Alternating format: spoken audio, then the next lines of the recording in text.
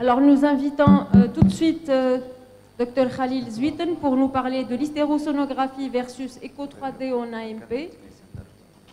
Comme on a l'impression de terminer dans l'heure, donc je vous prie, monsieur, de respecter l'horaire de 30 minutes.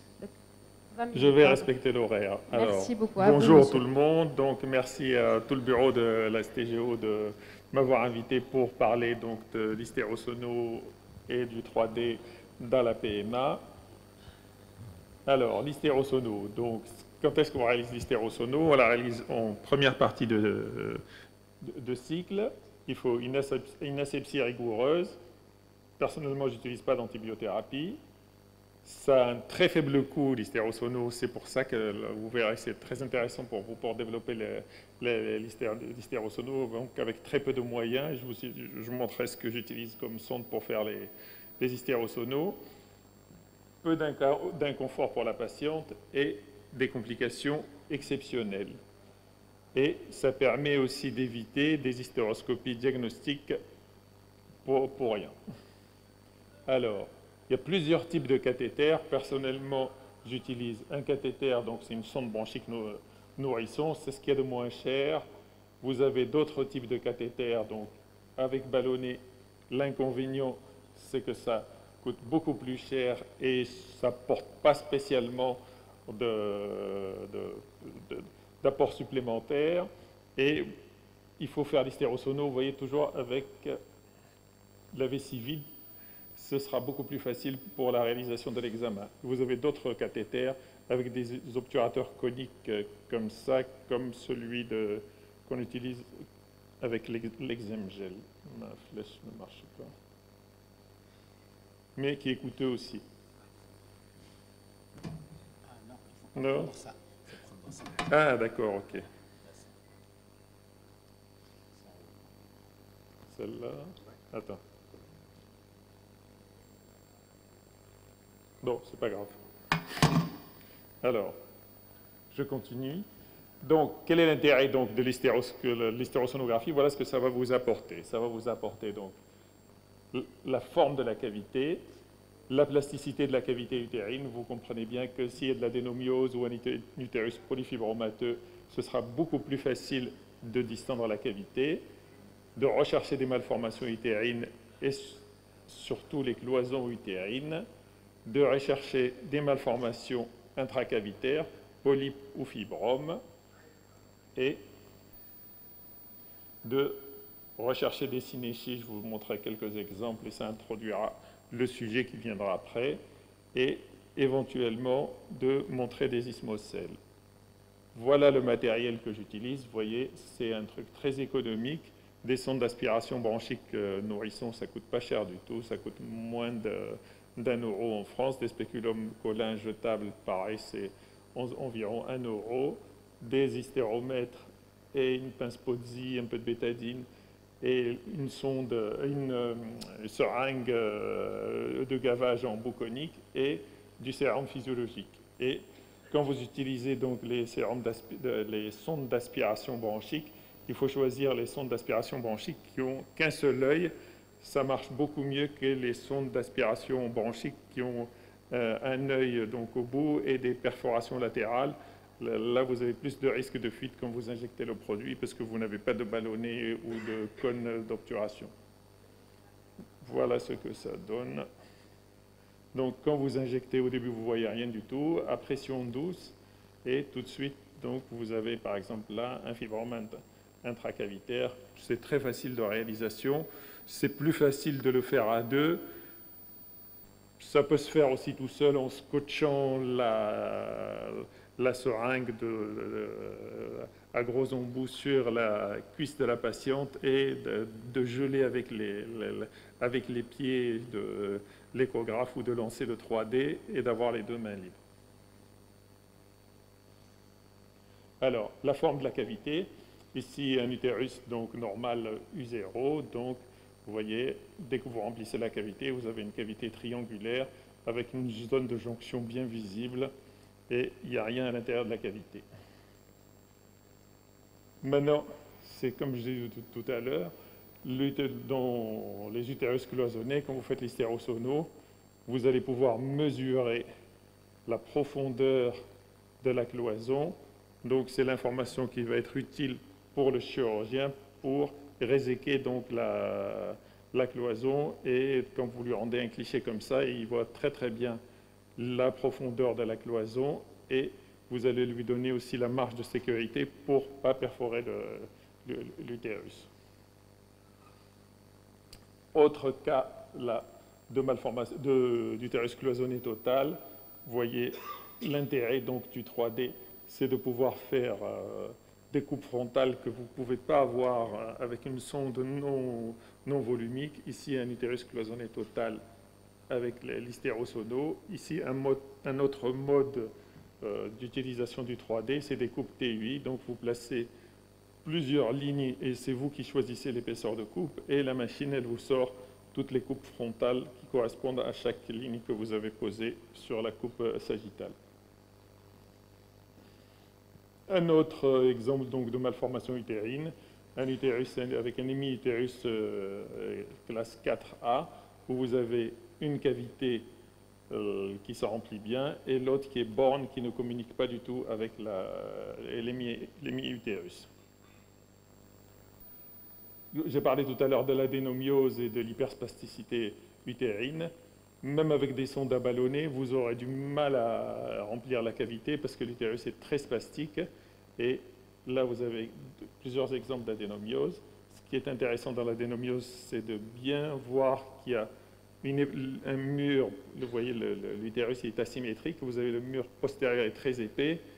Et sur l'image du milieu, vous avez la zone de jonction qui est très irrégulière et un remplissage très difficile de la cavité. Et ici, sur l'autre, le cliché complètement à droite, vous avez les cryptes qui correspondent à les cryptes d'adénomiose. Encore quelques clichés en 3D qui montrent donc de l'adénomiose. Vous savez qu'il y a deux formes d'adénomiose, soit l'adénomiose qui est striée, donc vous avez des stries sur le fond de l'utérus avec une zone de jonction qui est très irrégulière, et une forme d'adénomiose floconneuse où vous avez des amas qui sont plus échogènes, vous voyez, à l'intérieur du myomètre. Ici, sur le cliché en bas à droite, vous avez pareil la cavité qui est très irrégulière, qui est très difficile à distendre. Alors, l'intérêt aussi de l'hystérosono, quand vous avez des myomes intracavitaires, c'est surtout ce qui nous intéresse ici, c'est les 0, les 1 et les 2, de pouvoir donner l'information donc à celui qui va faire l'hystéroscopie et qui va vouloir réséquer donc le fibrome intracavitaire, de lui donner l'information exacte. Je vais vous montrer quelques exemples. Si vous avez un fibrome totalement intracavitaire, donc type 0, vous voyez, c'est facile. Sur le cliché de gauche, sans hystérosono, on le devine quand même. Et quand vous faites l'hystérosono, vous voyez bien que vous avez une grosse boule qui est à l'intérieur de la cavité, donc ça ne pose pas de problème diagnostique.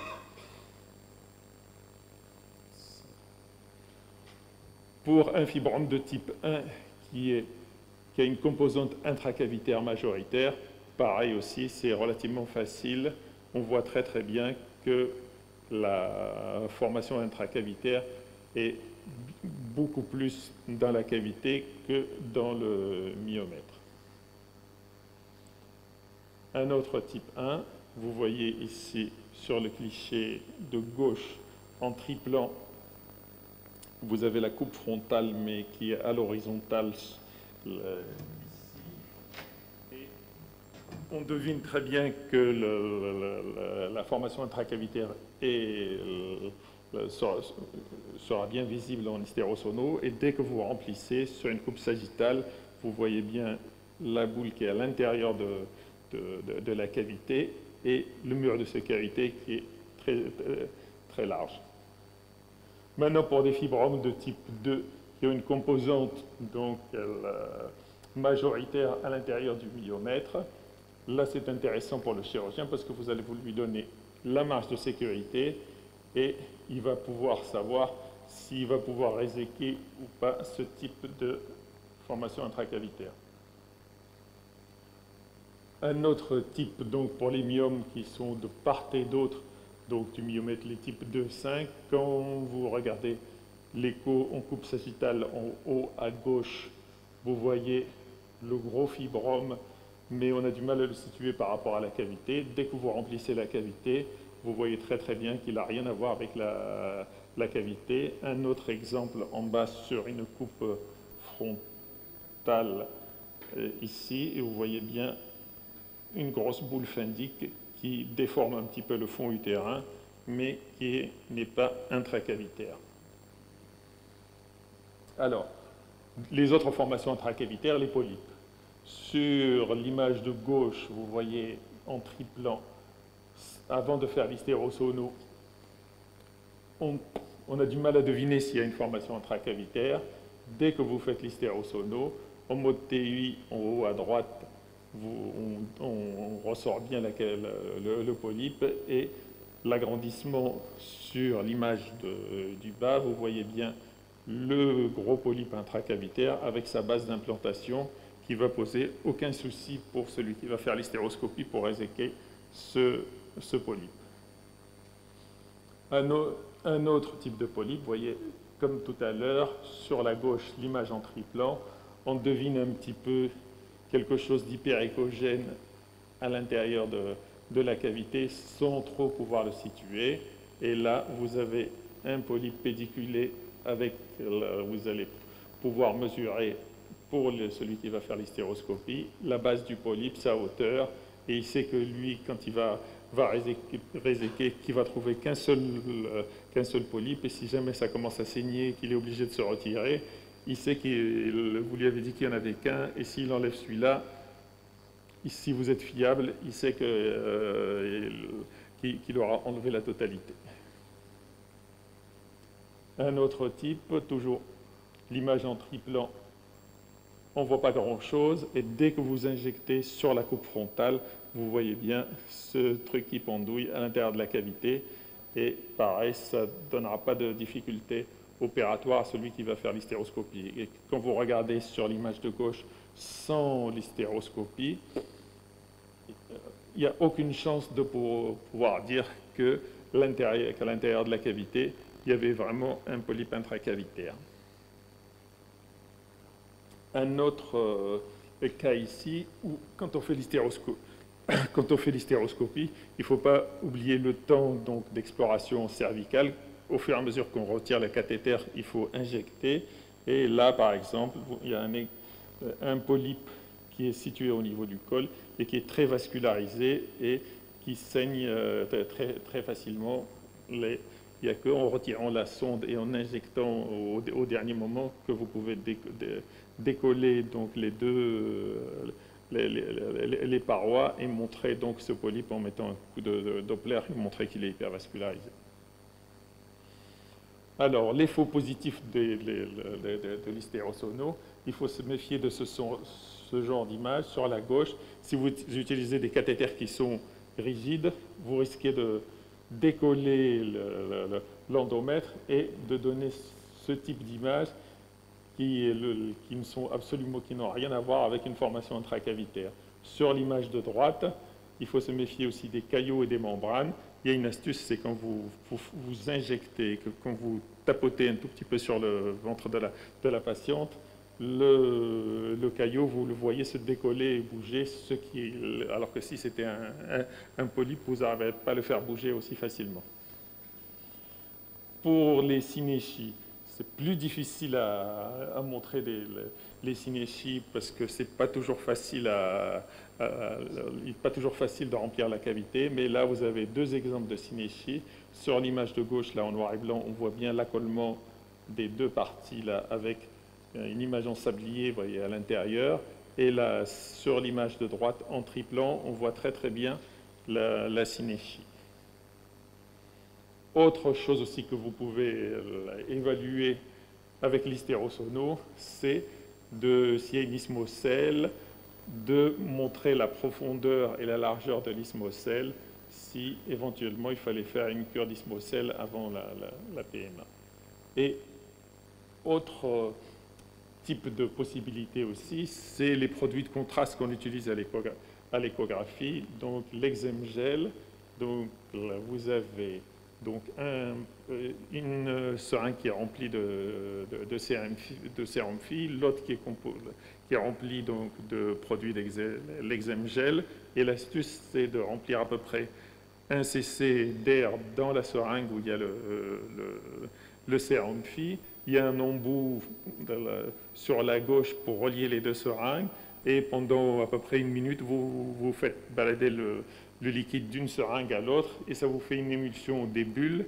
Et ce sont les bulles d'air qui sont hyper échogènes. Et quand vous injectez, je vous montrerai, ça vous donne la perméabilité donc, des trompes.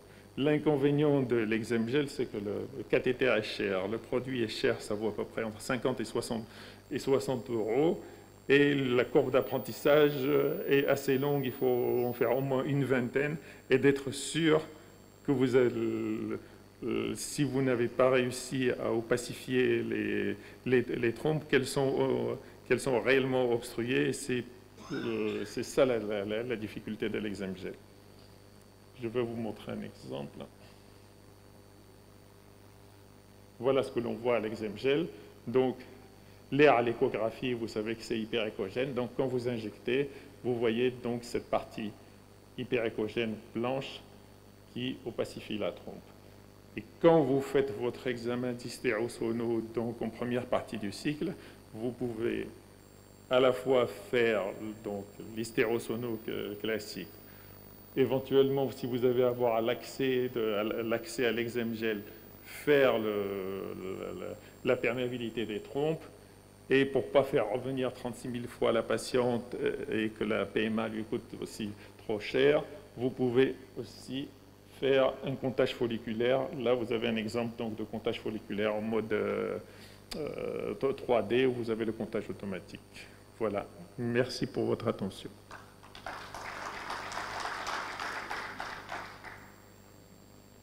Merci, Dr. Zwieten. Est-ce qu'il y a des questions dans la salle ou des remarques? Moi, j'aurais peut-être une petite question. Ouais. On a fait un petit travail, on a l'expérience de l'hystérosonographie au cours des métroages, au cours de l'enseignement utérin à Namur. On a trouvé que c'était assez intéressant parce que l'hystéroscopie, lors de ces épisodes, n'est pas forcément très contributive. On ne voit pas bien. Et par contre, l'hystérosono est faisable avec des résultats qui sont concluants. Qu'est-ce que vous en pensez? Moi, je fais à peu près plus de 30 hystérosonos par mois. Donc, j'en fais à peu près 350 par an. Beaucoup pour des métrorragies post-ménopausiques. On a beaucoup de mal à voir la cavité et tout. Des fois, c'est difficile, bien sûr, de cathétériser le col chez des patientes ménopausées, mais ça donne d'excellents résultats. Et comme tu le dis, dans des métrorragies, celui qui va faire l'hystéroscopie, si l'examen de celui qui a fait l'hystérosono est fiable, il sait que quand ça commence à saigner et qu'il commence à réséquer, il n'en trouve pas d'autres. Et un truc intéressant aussi, donc souvent, quelques mois après, il renvoie la patiente pour être sûr qu'il a tout enlevé. Et dans les cures de synéchie, pareil, souvent le gynéco m'envoie les patientes pour voir que la synéchie a bien disparu. Des questions? Donc on vous remercie.